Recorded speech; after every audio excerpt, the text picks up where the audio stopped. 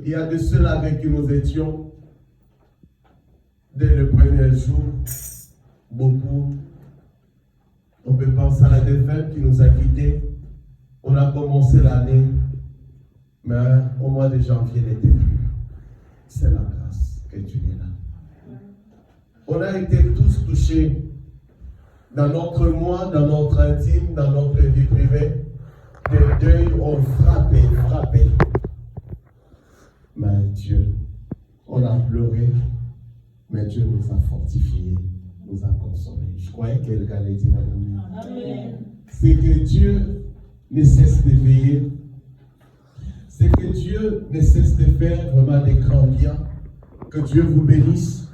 Et particulièrement, je ne cesse vraiment de déclarer à haute voix que Dieu te bénisse, toi qui es là. Amen. Je crois que tu allais dire Amen aussi aujourd'hui.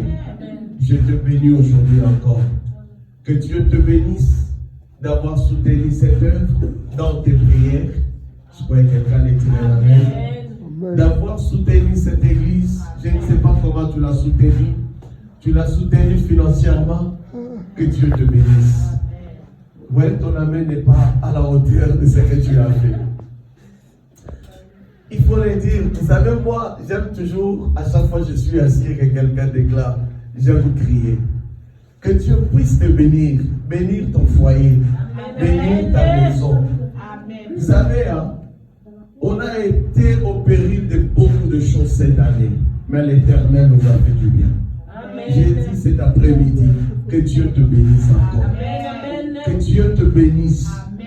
Combien tu as traversé le péril de fleuves, il est dit que vous allez traverser de fleuves d'eau, vous ne serez jamais submergés. Vous allez traverser de fleuves de feu, vous allez traverser le feu, vous ne serez jamais consumés. Pendant cette année, Dieu n'a pas permis que tu sois consumé. Jamais, never, forever. En 2026, tu ne seras pas consumé. Amen. En 2026, tu ne verras pas encore la mort devant ta porte. Je déclare et prophétise ce soir que Dieu éloigne l'esprit des morts de ta maison, loin de ta maison, de Jésus. Que Dieu éloigne les accidents, loin de ta maison, de ton foyer. Que Dieu éloigne des dangers, loin. Que Dieu éloigne la maladie, loin de toi. Que Dieu éloigne le malheur, loin de toi. Que Dieu éloigne la pauvreté, loin de toi. Que Dieu éloigne le trouble qui te trouble, loin de toi. Que Dieu éloigne le blocage loin de toi. Que Dieu éloigne des ennemis loin de toi. Que Dieu éloigne ceux qui te haïssent loin de toi. Que Dieu éloigne des combats loin de toi. Dans cette année qui arrive. Je vais lire et je vais livrer le message et je vais prier pour chaque famille. On est dans Luc chapitre 5. Luc chapitre 5, ce message qu'il y a plus d'un mois, Dieu me l'a donné, alors que c'était le message pour 7 ans qui était en train d'arriver. Amen. Amen. Luc chapitre 5, prenez un peu vos Bibles là, je vais voir. Luc chapitre 5, nous allons, c'est un texte qu'on a beaucoup enseigné, mais écoutez quand même ce qui est caché là-dedans. Luc chapitre 5. Je vais lire jusqu'au 1er jusqu'au verset 14e. Jusqu'au verset 11. Comme Jésus s'est trouvé auprès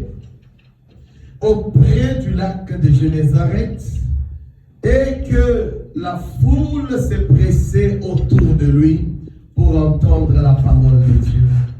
Et il vit au bord du lac de barques d'où les pêcheurs étaient descendus pour laver leurs filets. Il monta dans une de ces barques qui était à Simon, et il les pria de s'éloigner un peu de la terre, Puis il s'assit de la barque, il enseignait la parole.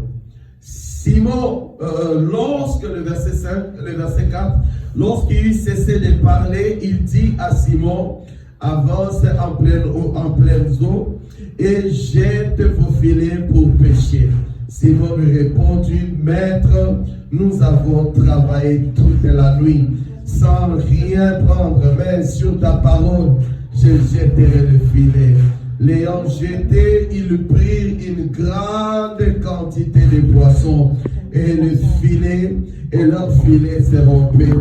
Ils firent signe à leurs compagnons qui étaient dans l'autre barque de venir les aider. Ils vinrent et ils remplirent les deux barques au point qu'elles s'enfonçaient. Vous voyez un peu, ça commence à être très compliqué. Je vais y arriver. Quand il vit cela, Simon-Pierre tomba aux genoux de Jésus. Aux genoux de Jésus et dit, Seigneur, retire-toi de moi, parce que je suis un homme pécheur. Car l'épouvante l'avait saisi, lui et tous ceux qui étaient avec lui, à cause de la pêche qu'ils avaient faite. Il en était de même de Jacques et de Jean, fils de Zébédée, les associés de Simon. Alors Jésus dit à Simon, ne crains point, désormais tu seras pêcheur d'hommes. Alléluia.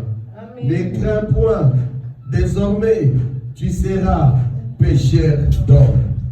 Maison de rouleau, ne crains pas cet après-midi. Désormais tu seras pêcheur d'hommes.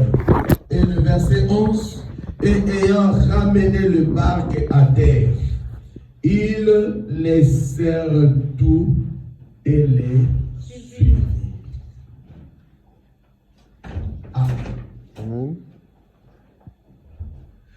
Est-ce que vous avez compris quelque chose? Suivez le message que je vais livrer. C'est un texte qu'on a beaucoup enseigné. Je ne suis pas vraiment entré là-dedans dans notre enseignement. Il s'agissait de l'homme qui avait échoué, de Simon qui avait échoué. Jésus n'a pas changé de terrain ou de territoire pour Simon. Il avait échoué où? C'est sur les eaux. Vous êtes d'accord avec moi? Oui. Il avait échoué sur les eaux. Il avait échoué sur les eaux. Il s'est passé beaucoup de choses dans ce texte.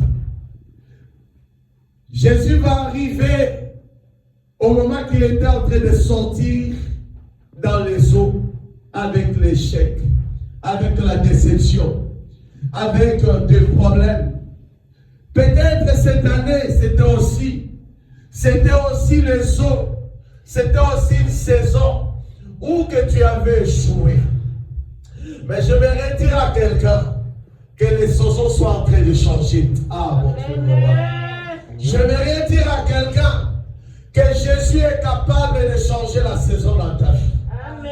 Je vais te dire que si une année tu as échoué, il y aura une autre année où tu réussiras. Quelqu'un n'a pas compris. Pierre avait échoué sur le même eau, mais dans la saison de la nuit. Je pourrais peut-être les distinguer comme ça. La saison de la nuit, Pierre qui était professionnel dans la pêche, il avait échoué.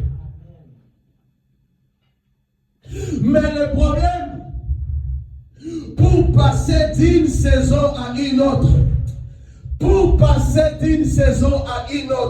écoutez-moi, pour changer de saison dans la vie d'un homme, laissez-moi vous dire de cette vallée-là. Laissez-moi vous parler de cet intermédiaire-là. Il s'appelle la parole de la prophétie. Amen. Pierre a échoué la nuit. Mais pour qu'il retourne encore, ça voulait dire pour que la bonne saison arrive, il fallait que la parole de l'Éternel s'accomplisse cette fois-ci. Laisse-moi te dire, tu peux passer plusieurs années sur la terre. Tu peux passer plusieurs temps sur la terre. Mais tant que tu n'as pas reçu la parole, tant que tu n'as pas reçu la parole de la prophétie, rien ne changera. Parce que c'est la parole qui change tout.